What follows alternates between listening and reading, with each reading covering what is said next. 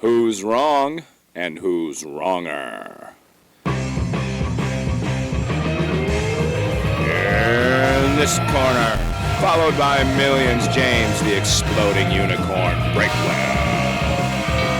And in that corner, ignored by millions, Steve Dash Rinko Levers. Hey everybody, and welcome back to Wrong and Wronger, the podcast, which I believe might be the only one out there with a notably vacuous lack of content, and we've been doing it since 2017, James Breakwell. How are you doing today? I am doing amazing, and actually, before we get in here too far, because I know you'll blow it if I don't say this right away, I have a challenge for you today. Oh, dear God. Boy, thank God we didn't have a production meeting before we did. If we had a production meeting and you knew it was coming, it wouldn't be nearly as exciting. I have to put you on the spot.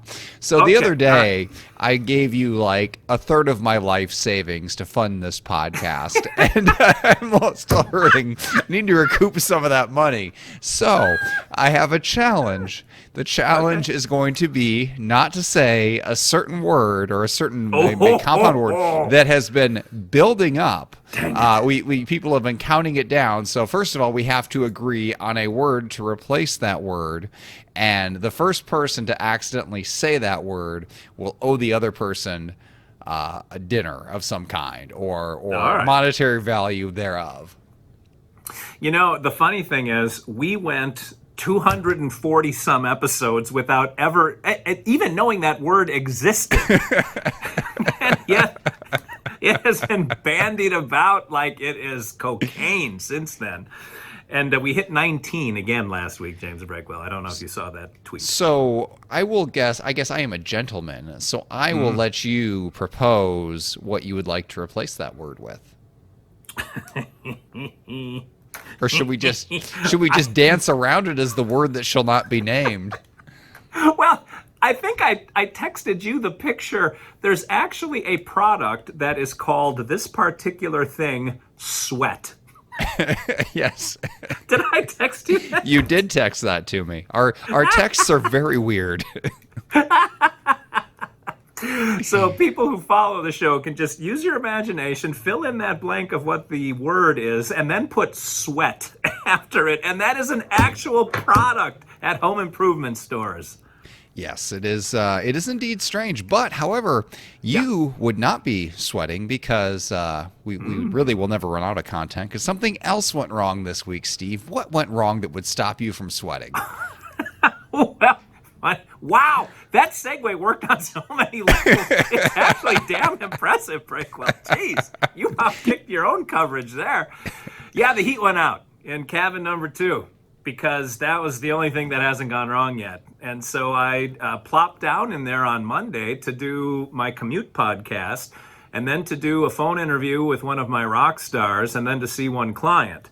And I will just go out front and say it's not easy to type or write with a ballpoint pen while you are wearing gloves, but there was no way I would have survived without full jacket and gloves on while I was in there. For reference, he lives in Tennessee, so like the temperature was probably 60, and you were freezing to death?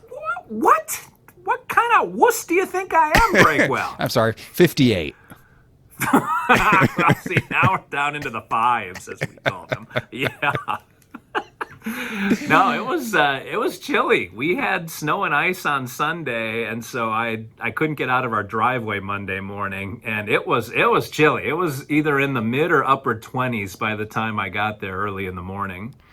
And probably about 12 degrees cooler inside the cabin. Do you have an idea as to why the heat shut off? Is it just because that's what heat does when you're out on the Rattlesnake Ranch, or was there an actual cause this time? No, the furnace thing that we bought. The funny thing is, so it has fake fire that it will show while it's blowing heat. Okay. And to add insult to injury, the fire was still going when I walked in. And there was no heat. It was the worst possible combination. So I don't know, something blew out on it. And so speaking of blew out, so it gets windy up on the hill at Rattlesnake Ranch. Well, of And course. when we first bought this furnace, we put the box outside the back door where it was picked up by something that probably brought Toto to the wizard and knocked into like one of the 60-foot deep gullies. So Mrs. Steve sent me to retrieve the box and drag it up the hill so that when she returns this thing, she can at least show the barcode. And the box, of course, is soaked, and it's cardboard, and it's big, and it was like mushy, mealy, and cold, and I had to get up and down this hill. It turned into so much worse of a problem than just the heat blowing out. It is the story of my life on that property, James. So 2 weeks ago, a large piece of trash blew into a gully, and you just left it there for the elements to take it. And then today you decided you needed to go excavate it from the ice. Yeah. In fact, there's a lot of trash that has blown into the gully, and we are continuing with remodeling and constructing kind of stuff. So my plan, unbeknownst to Mrs. Steve, is to just let anything blow in there until we're done, and then I'll make one sweep that'll take all day Saturday one day and try to pick all of the stuff off the side of the cliff that creates the gully. I have an alternate proposal. You could rent a backhoe and just fill in the gully and have it be your own personal landfill. I mean, it'd be great for disposing of trash, bodies, whatever you got. Just a gully is not an asset to be wasted. I don't think you understand how big the gullies are out where I live, James. Is this, I guess you are on a hill, so I'm thinking the gully is basically all the land that is not the hill. That's exactly right. Yeah, we have hills and valleys and not a whole lot in between. Man, so you are up top where you have freezing cold temperatures and winds worthy of a tornado, wind. and no heat, and usually no water. Well, Occasionally, still no water. Not even usually. Still still it's a no continuing water. phenomena. Yeah. I thought you got the no water issue fixed. No, not in the small cabin. No. What? Okay, let's simplify this conversation. What does the small cabin have? 4 walls and a roof. Okay, that's a starting point. Four Yeah. walls and a roof. Now, do those walls do any good if there's no heat inside? I mean, I guess you're just essentially holding in the cold. It slows the wind down. Well, that's a plus. Okay, so there is slightly less wind inside the small cabin than if you were just to lay outside and be homeless. So that's a thing. That's good. Well, there's plenty of boxes to cover myself with were I to lay out and be homeless. Yeah. Yes, but you'd have to climb down a gully to get them. Yes, So well, very I'd be even conveniently further located. protected from the wind, though. I just want to go on record and say. And that would solve the running water problem during rainstorms, if you catch what I'm saying. So does the toilet still not work in the small cabin? No. The toilet, in fairness, has never worked in the small cabin. It didn't tease us with the promise of functionality. You are now defending bad plumbing because you never had hope for the bad plumbing. You just gave up from the It hurt start. so much worse. I'm just imagining the Zillow listing for this place if it were honest. Just rattlesnakes, sex lube, no running water. Coyotes freaking out in the middle of the night, big kegger frat parties, coyotes pooping on things that may require 2 or 3 coyotes just to guide the one in to position their butt properly. Like there's a lot of nature that goes on, and we are merely spectators, cold, waterless spectators. Well, those coyotes aren't going to go away because they can sense when you don't have heat. Like they're just waiting for you to freeze to death in what I would consider to be warm spring temperatures. And at that point, they're going to eat you and be happy. That's probably what happened to the last guy. That whole story about going off to jail or whatever. That's like when we say a dog goes off to the farm, okay? Yeah. No, I can picture him in jail frolicking in the yard. Yeah, no, I can see it.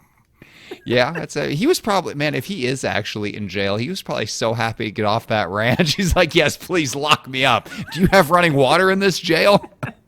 Well, I'm guessing everything worked 3.5 years ago when he still had the property. It's that 3.5 years of being reclaimed by the earth that makes all this stuff go sideways.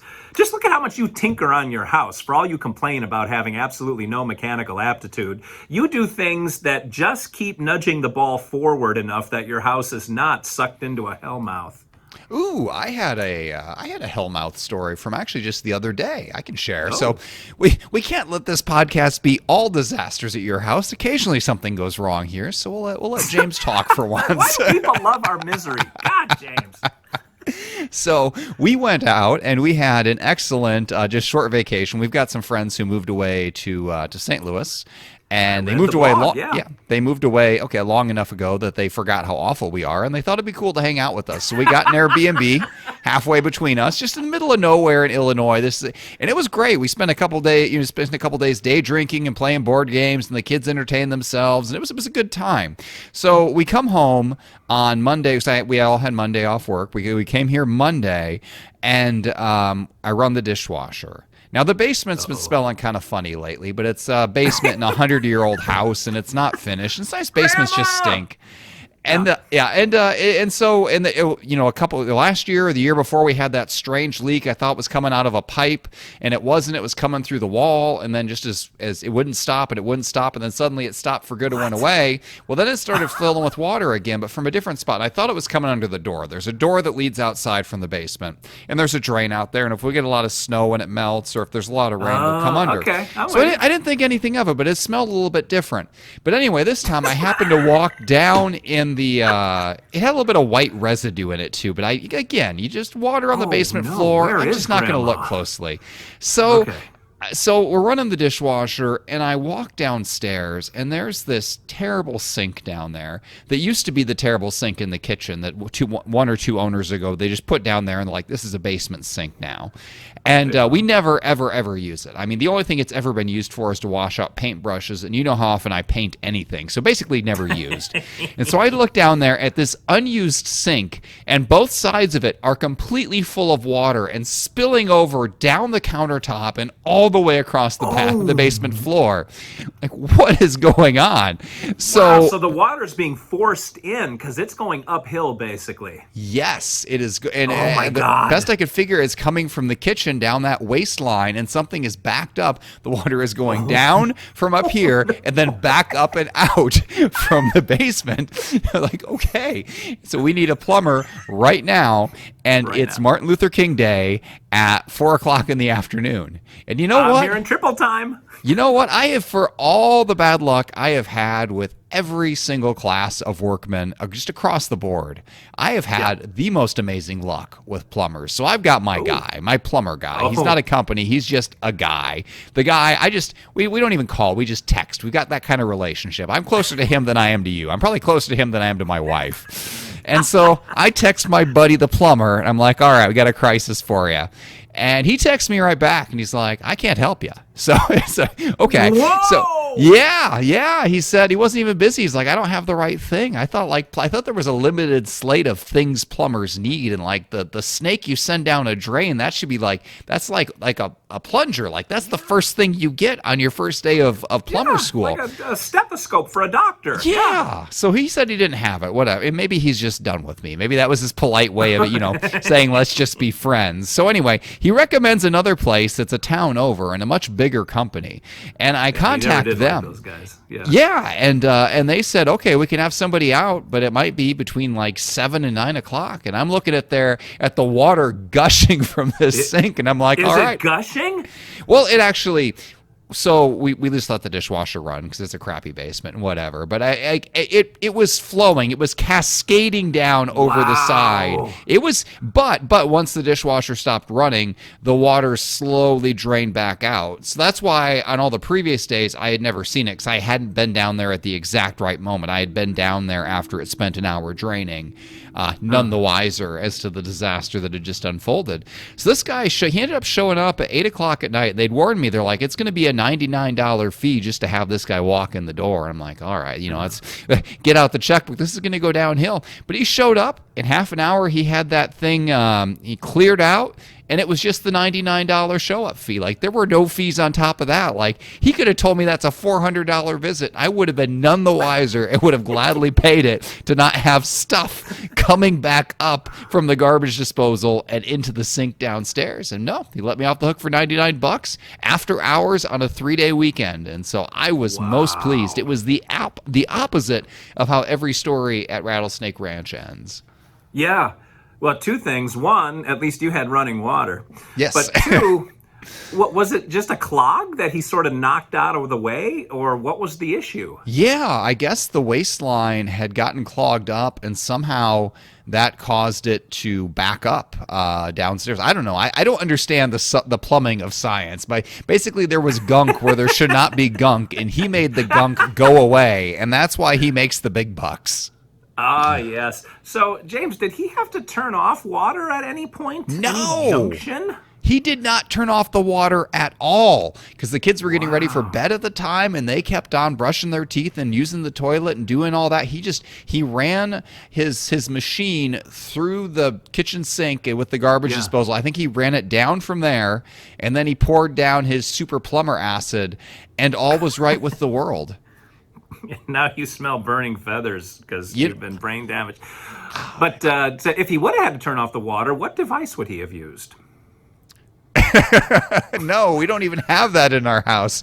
Our house is free of that sort of thing. I had never heard of it until I talked to you because my house doesn't have those things. I don't think normal houses have those. We have just a regular shutoff, and it's a crank, and it is not that. It is not that at all. You definitely have one at the street.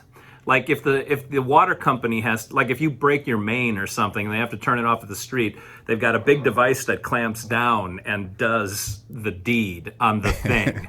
The discipliner, huh? They cut you off if you're a deadbeat. We don't use that here in Indiana because we are honorable folk who pay our bills, so we would never have the need for such a juncture. It's funny you say that because I didn't even think about non-payment of bills. I thought that, if some guy with a big corkscrew on the end of his backhoe accidentally ruptures your water line while digging for a garage footing, then that's when you have to turn it off at the street. Did something like this happen for you recently? I mean, yeah. Mm-hmm. You didn't even get into that. When did something rupture? I thought I told you about that. No. Yeah, they had to dig. This is when we got our garage. It's a couple months ago. And he had a skid steer with a big corkscrew on it because he had to dig holes to put concrete in to set the 6x6 posts for the footings of the garage. And we were so concerned about him hitting the power lines because the power company refused to come out and put little flags where the power line was, probably because, I don't know, they were eating a sandwich down at the local shop. But so we were so concerned about the power, we had all of our focus on the angle that the power lines were coming in on. We didn't even think about the water line that had to come in from the street. And it's a good third of a mile that this line has to run. And I was over at the small cabin because there was some disaster I was tending to. It was like 35 disasters ago. I remember what it was. And the lead foreman for the garage crew came running over and said, "I think we hit a water line." And I said, "Why do you think that?" And he said, "Well, because there's like a little geyser in the yard." And I said, "Well, boy, you have really done your homework. Excellent." And I went, and sure enough, there's water going all over the yard. So we had to call the water company because I didn't know where the shutoff was. Where what are those things called, James? I don't know. Why don't you tell me? But yeah, the water company guy had to come out and show me where this thing is so that if it ever happens again, I can turn it off. But he had to turn it off at the street so that we stopped flooding my yard and could get down there and repair the water main. And repairing one of those, not the simplest thing on the face of the earth. I just want to go out on record and say, James. But can you really flood a hill? It was flooding down. So, yes, because we've had so much construction and concrete poured. There are divots that have since been flattened out by a guy with a skid steer. But there were a lot of divots all over. There were flat spots. There were little I don't know, concave areas in the yard. And all of it was filling with water. It's funny, the pipe is only it's less than 2 inches around, but the pressure that is required to shoot that water literally uphill for a third of a mile is pretty intense.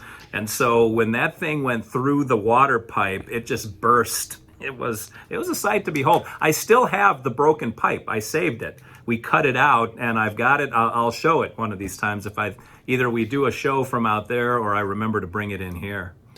I'm just impressed because you have like 9 square miles of space, and in all that room, he managed to hit that one thin pipe. Well, if you think about it, it's not that impressive. Like, the garage is near the house, and the utilities have to come into the house. So Do they, the though? lines are running close to the house. You say it like it's assumed that structures will have utilities, yet you have a small cabin with no utilities whatsoever, with a toilet you just assumed wouldn't work. Utilities, James. But I mean, if it's not working, is it really? Did you even verify any of these things are hooked up? We do have water because it works in the big cabin, and it runs from the big cabin to the small cabin. Like, there is a line that goes out there. So what's the small cabin used to have water. If you remember, the shower worked until it burst and started flooding the kitchen. There's plenty of water. It just don't work right. Are you just giving up on the small cabin? Like, yeah, it sounds like you put up siding around it, you put in a new floor to expand it, but then it doesn't work at all, and you've just kind of accepted that? Is this? I mean, are you transitioning it back to a barn, or do you plan to fix it at some point? No, we're still working on it. The plumbing is going to have to wait until we can find a plumber. And so far, with all of my contacts out there, and you know me, I talk to everybody. Yes. Like, nobody has come up with a good plumbing option. The closest I've come is a guy who was hunting on the property next to ours, wandered onto our property to say hi.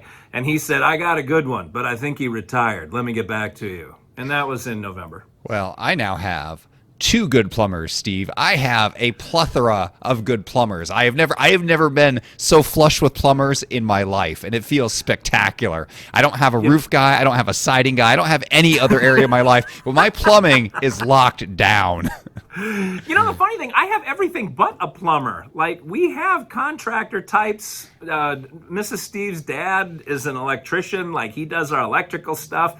And I've got guys that have done our roofs and the siding and built the house or built the bedroom on the cabin. Like, I have everything covered except I don't have a plumber. So for $99, I'm going to hire yours to come down to my house. I don't know if that $99 upfront cost covers a trip to Tennessee, but we could ask him. You never know. He might just not valuable his personal time, or maybe he is one of our 3 or 4 podcast listeners, and he wants to see for himself the place where all the non-magic happens. Well, if anyone listening, I guess I'm talking to Judy, anyone listening is a plumber and is even traveling through Tennessee en route to somewhere better, if you could stop in and just fix all my problems, I give you $99. Is being a plumber, is it like being a doctor? Do you have to be licensed from state to state, or if you're a plumber one spot, are you a plumber everywhere? Interesting question. You can be a journeyman, but I do believe you have to be licensed in your state in order to pull a permit. Now, here's another question, follow-up question. Do laws apply in the mountains of Tennessee? As far as I'm concerned, not if you don't get caught. I mean, the sheriff has visited you like 6 times already, but... You know, this conversation happens between me and Miss Steve once in a while when we do something bold and aggressive with the houses. And or her dad came in and did all the wiring, and we're like, do we need a permit for this? And he's like, who's gonna know? When you sell the house after the coyotes have eaten you, the next owner is going to curse your name for all this unpermitted work. Well, I will say this: I don't think we will ever sell this place. It's way too good. Yes, that is the impression I get from our 95 podcast series of about everything that's gone wrong. Oh. As long as you don't have to live there, it's fabulous. Yes, the big cabin is great. We love the cabin. The little one, I'm still ready to set fire to. That is good. Actually, I have a shameless plug here to throw in at the end. The constant disasters going wrong in your own life made me think of the disasters in my own book. My book is about a falling apart moon base, and it's not supposed to be inspired by the small cabin, but it's got a lot of... Rattlesnake moon base. Yeah. My whole hook was going to be try to guess which character is based on Steve. I don't even need to. I just think of your dilapidated, collapsing house. Like, that is their world here. So anyway, the book is called The Chosen 12. It is out this week. I am shamelessly plugging it everywhere. Normally, I wouldn't bother to mention it in this podcast, but Steve's disasters have been so popular that we're up to like 9 listeners, and maybe I can talk one of them into buying this very excellent book. Very excellent book. And it's so excellent, a professional editor sent it back to Breakwell and said, it's just too excellent for me to give you notes on. That was, so again, this is the first fiction book I've written, and it was my first book for this publisher. I wrote 4 books for one publisher, a book for kids for another one, and then this was my first time working with Rebellion. And every publisher's a little different. So with Mbella Books, my editor there was, line by line, like every sentence was a discussion. And on this one, I wrote 80,000 words, and I received back like 4 sentences worth of feedback. But one of those sentences, to fix it, I had to go and write another 10,000 words. So it was just a very different editorial process, but I like how it turned out. And when you read it, if you don't get Small Cabin vibes, you have not been listening to this podcast enough. Well, hit him with the title one more time, James. It is called The Chosen 12. It is by James Breakwell. That's me, not Steve. This book has no Steve in it, I promise, just his Small Cabin. So get The Chosen 12 at, you can get it on Amazon. I'm sure you can click through it on any of Breakwell's social media platforms or on his website. What's your website, James? ExplodingUnicorn.com. Fantastic. Pick it up. It's the only way he can afford to be here and keep paying me to be here, which he did in a lump sum last week, and we danced naked in the moonlight. We threw all those $1 bills up in the air and it rained. I was so insulted that you didn't even insult me over the money. I sent you the money and you just took it without comment. Like, that was the end of it. There was no discussion at all. That is not how this relationship works. If I finally pay you after literally a 14-month hiatus, you better say something. I know. We talked about with Mrs. Steve. I talked about it. Like, I gotta bust his balls about this, and then it got to be 2 days later, and I was busy, and I was like, it'll come up on the podcast. Insulting me isn't even one of your daily priorities, and I don't even know who you are anymore. I must be. I have more love in my heart than you do, James. That's what it is. Well, we got to get out of here before this becomes a mutual admiration society, which is remarkably one-sided from where I sit. I'm going to walk us out. We got to end. You got to get on with the rest of your life, and you got to shout it out to the world. Tell a friend, tell a neighbor's friend. Grab their phone, start going through their list and texting everybody to watch and listen to Wrong and Wronger. Because until we meet again, until we come face to phone next Wednesday, this is Steve Aleeves, Dr. Steve for James the Exploding Unicorn Breakwell, saying thanks for watching, listening, referring a friend, smashing that like button. You got to say smash. That's what all the kids are doing. And always remember, 2 wrongs can make a right.